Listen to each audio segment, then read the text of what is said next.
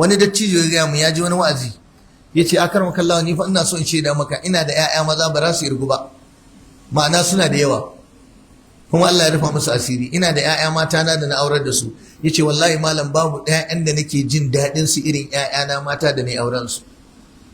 Ya ce me ya faru? Ya ce malam duk inda wata ya kai ƙarshe a cikin 'ya'yana mata da suke zaune a nan garin, wallahi malam sai kowa wata a cikinsu za ta yi shiri ta samu kajinta lafiyayyu da yake ta san ina son farfesun kaji kuma ta san rayuwa ta canja, ba na iya cin farfesun kajin da yanzu a gida. Ta dafa kajinta su dahu irin namu na tsofaffi, kashi in na zo da na yi rumukobos ya fashe ya tafi. Ya ce wata rana yarinya ta zo cikin yayana, na ce sanda zuwa yaya ina yara ina jikoki na yayi wasa da su ya abin nan. Da ta zo za ta tashi sai ta ce ga wata langa nan baba ga wannan. Sai ce ya aka yau sai hadda wahala. Ya ce ina budewa da na ga wasu kaji suna rababbaka kanshin su ya buge ni, sai na ce Allah miki albarka, Allah miki albarka, Allah miki albarka. Ya ce wallahi sai ne sati biyu ina cin dafaffen naman kaza da miya da 'yata ta zo gaishe ni kurin ta yi ni ɗaya ta kamun. Ya ce malam 'ya'yana maza akwai mai gidan mai, akwai mai aiki a banki, akwai mai aiki a kaza. Ya ce wallahi sai mu shekara 3 bai kamun naman miya ba. Haka suke. Sai za nake tausaya miki wai Allah ya baki 'ya'ya mata wai baki so. Ina tausaya maka wai Allah ya baka 'ya'ya mata wai baka so. Bincike ya nuna yau galiban wallahi 'ya'ya matan sun fi ladabi, sun fi biyayya, sun fi jin kai, sun fi taimako. To kina ji na ko baki ji ba? Kina ji na? Nana Aisha mata suka yi mitin a gidan Annabi sallallahu alaihi wasallama, suka ce ina Fatima, suka ce ta ce gata, ka ce mun san matsayinki a wajen Annabi. Ta kada kai, ce ki je ki gaya wa mahaifinki falyattaqillaha fina fi Aisha, ki gaya wa babanki ya ji tsoron Allah akan lamarinmu da Aisha. Ba ma jin daɗin abin da ake mana a gidan nan akan Aisha. To fa abin ya taso. Group, kin san group ko? A gidan Annabi akwai group na mata, akwai ɓangaren masu bin Aisha, akwai ɓangaren masu bin su Nana Zainab ko Nana Ummu Salama. Haka malaman tarihi da sira suka faɗa. Nana Fatima ta zo ta ce ta samu manzo Allah sallallahu bayan sun gaisa, sai ta ce an aiko ni wajenka. Ya ce me ya faru? Ta ce matanka sun ce mu gaya maka, in gaya maka a ji tsoron Allah akan abin da ake musu dangane da Aisha. Kin san me Annabi ya yi? Sai dariya, sai ya ce ya Fatima. Ta ce na'am. Ya ce kina so na? Ta ce ya Rasulullah ina son ka. Sai ya nuna hannu, sai ya ce ki so fa ahibbi hadhihi, to ki so wannan. Ya nuna Aishan da aka kawo ƙara dan ita, ya ce ki so wannan, ki ƙaunace ta. Malama kin san me allegations din? Kin san me sukar su? Abu naku ne na mata da in aka biye ku sai hawan jini ikama mutum. Wai sahabbai ne in za su yi kyauta a gidan Annabi, tunda sun san baya cin sadaka, sai su rinka tambaya yaushe ne ranar girkin na Aisha. Su fa sahabbai a karan kansu, a tsarinsu, idan aikin na Aisha ya zo sai ta kawowa kyauta, a ta kawowa ɗakin na Aisha ya cika da abin arziki. Ashe abin ya kullaci sauran matan. Dan me in za a kawo Annabi kyauta sai ranar girkin Aisha? Wai wannan shine za a je a cewa Annabi sallallahu alaihi wasallam wai ya ji tsoron Allah akan Aisha, sai ya dariya. Kin san me yasa ya dariya? Ya san kishi ne naku na mata. Wai wani alaji, wai wani mai gida, wai ya dawo daga gida, ya dawo girki gurin matarsa. Da ya zo sai ya taho da hularsa haka. Kin ga yadda take a karkace haka? Ta rufe kunne ɗaya. Yana shigowa ta ganshi, ta yi kwafa. Allah ya isa wulaƙancin da ake mu. Allah ya isa. Ya ce me ya faru? Kin ga watakila cefane ne bai yi ba. Duk miji da kika ga hularsa a haka, kin ga hakan nan? Kin ganta a haka? To ki ce mai gida Allah ya rufe asiri. Allah ya san me ya baro. Allah ya san, wato in ka shiga bala'i ba, kaga in kana da kwanciyar hankali ne kake sa hularka haka, wai seti. In bala'in yayi bala'i sai dai kai haka kawai. malam kana dariya ba haka bane? Duk ba muna yi ba? Me yasa kika faɗi haka? Ta ce ai na samu labari, ai na sani, ai ina ganin ka. Inda ranar girkin wance ce da ka zo dawowa hularka a goshi kake dawowa a haka.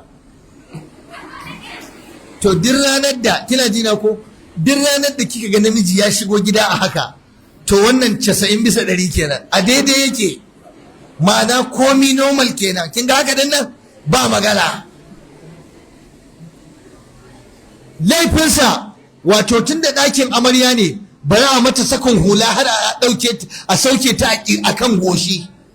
Daman namiji in ya tashi ga dara a sa hula, to ai haka yake yi, ai ya ɗan kaɗa ta haka irin adon da kenan. To wai wannan matar saboda kishi irin naku, wai har hula da miji zai shigo gida wai sai an karanta shi, CCTV kyamara kenan. Ki daina sa ido, ki yi haƙuri a gidan aurenki. Mata annabi, ɗaya daga cikin matan manzon Allah sallallahu alaihi wasallam mai suna Safiya bintu Huyay ibn Akhtab, wanda ya auro ta a Khaybar shekara ta 7. Safiya bintu Huyay ibn Akhtab yar gidan wani babban bayahude ne a Khaybar, yar gidan manyan mutane ne, kuma tana da kyan halitta.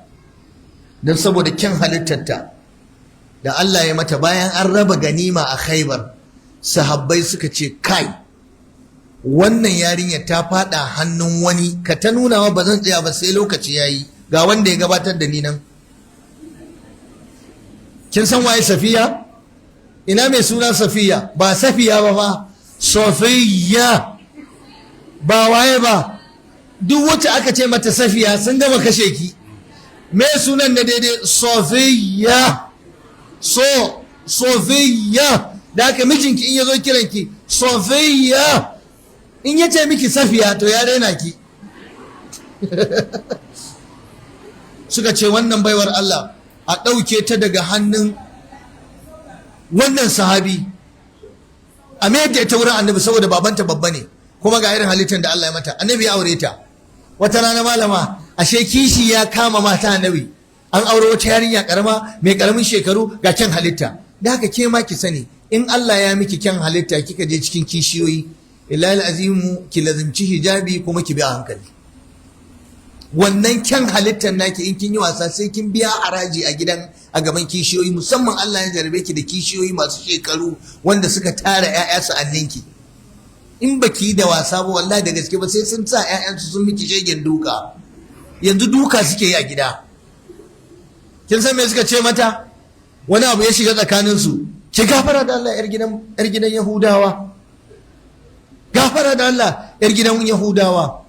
Safiya ta zo tana kuka wajen manzon Allah sallallahu alaihi wasallam, ta ce ya Rasulullah, ya manzon Allah, ga matanka suna aibata ni da ubana, suna aibata ni da addinin ubana.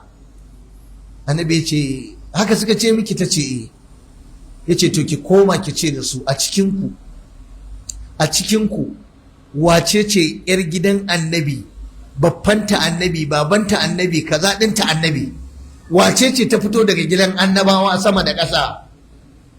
Suna gaya miki wannan, ki ce wace ce a cikinku? Ki ce ke ce, don ku asalinki daga annabi Musa da Haruna ne. Da aka bi tittiken dangantakarta, ita Safiya jikar su annabi Musa da Haruna ne. Wallahi tana zuwa matan suka gaya mata ba daidai ba, ta jefa musu wannan magana, kowa sai ta shiru, ba a sake gaya mata wannan ba. Daga nan malamai suka ce idan mutum ya je auro yar karamar yarinya a gida mai dan raunin fada, mai haƙuri, sai ta fada hannun manya-manyan kishiyoyi suna mata wulaƙanci, to ba laifi bane in ka shiga ɗaki ka ɗan ziga ta, ka ce in sun miki ki ce ke ma kaza, amma in ka ziga ta ka gudu ka fita karka yadda su gane. To ai kin san wata ba ta da baki, ko ba ka bane ba, ba ta da baki da za ta iya kare kanta. Yanzu a nan gurin kuka ta yi, inda ba ta yi haƙuri ba da auren ya mutu. Nana Aisha ta gaya wa mata annabi, sauran matan gaba ɗaya, don ta nuna matsayinta a wajen mata annabi. Wata rana zuwa ana magana, kowa ta ce kaza, sai ta zo wurin manzo Allah ta ce ya Rasulullahi, don Allah yana da tambaya a gaban matan. ta ce da Allah kai ne ka zo gona kala biyu, ka je da kiwo a matsayinka na makiyayi, sai ka je ka tarar da wani daji da ciyawa koriya shar, wani saniya ko wata dabba bata taba shiga ta yi kiwo a ciki ba. Wannan dajin kuma shanu sun shiga sun fita, sun yi fitsari sun yi kashi sun je sun dawo, amma dai akwai sauran ciyawa. Don Allah idan ka zo ina za ka kora dabbobinka? Ki nutsu fa, ki nutsu. Annabi kai tsaye ya ce inda ba a taɓa yin kiwo ba nan zan kai dabbobi na su kiwo. Ta ce alhamdulillah na gode wa Allah, sako ya isa. Mata annabi da sai suka kifa kai. Me ya fashin bakin? Kin san abin da take nufi? Ta ce duk matanka gaba ɗaya zawarawa ka aure su sun taɓa yin aure a wani gida, sai da suka yi alaƙa da wani namiji kafin kai. Ni Aisha 'yar gidan Abubakarin ka aure ni, budurwa gangariya gal aleda, shekara 6, tarewa shekara 9, ba wacce ta kai ni a cikinsu, ni budurwa ka aure ni. Malam kaji ba kabbara. To, ba mu fara da wuri ba, zan dakata a nan, ban yi rabi ba ma abin da zan faɗa, amma akwai yan uwa malamai da za su sa albarka. Ni dai abin da nake miki wasiya, in kin zama mai haƙuri a gidan aure, ke ce mai cin riba.